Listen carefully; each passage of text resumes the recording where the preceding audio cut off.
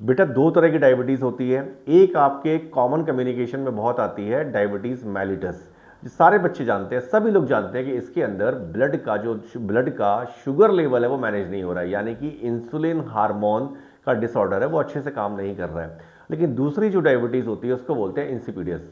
ये insipidus diabetes जो होती है ना बेटा, हमारी बॉडी के अंदर एक हार्मोन रिलीज होता है, उस हार्मोन को हम बोलते हैं एडीएच या फिर वेसोप्रेसिन। ये हार्मोन हमारी बॉडी के अंदर वाटर के बैलेंस को, ब्लड के प्रेशर को मैनेज करता है।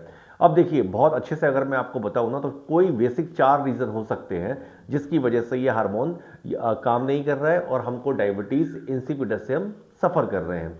देखिए सबसे पहला होता है सेंट्रल रीजन, जिसमें ये हार्मोन को रिलीज करने वाली सेल ही अच्छे से काम नहीं कर रही हैं, और या फिर ऑटो इम्यून सिस्टम ने इन सेल के ऊपर अटैक कर दिया या फिर म्यूटेशन हो गया है।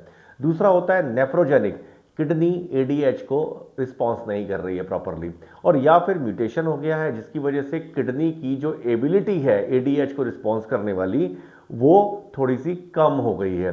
तीसरा होता है डेस्पोजेनिक, जिसमें एक्सेसिव वाटर हम लेते हैं। एक्सेसिव वाटर जब लेते हैं ना, तो किडनी उसे ओवरवेल्म करती है, लेकिन उसके एक्सक्रीशन में किडनी स्ट्रगल करती है।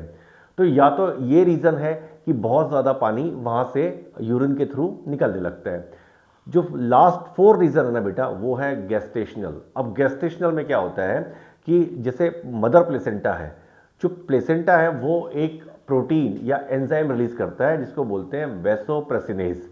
ये वेसोप्रेसिनेज है ना, ये एडीएच को डिस्टर्ब कर देता है, आप कहें ना तो ये ब्रेक डाउन कर देता है, और इसी की वजह से डायबिटीज़ इंसिपिडस होती है, जिसमें आप फ्रिक्वेंटली बार बार यूरिन जाते हैं। बट आपको एक चीज़ समझना पड़ेगा, मेलिटस का और डायबिटीज़ इंसिपिडस का अगर आप सोचें कि दोस्तों एक दूसरे पे इम्पैक्ट होता है, तो इम्पैक्ट नहीं होता। दोनों का ही बिल्कुल अलग अलग फिजियोलॉजी है।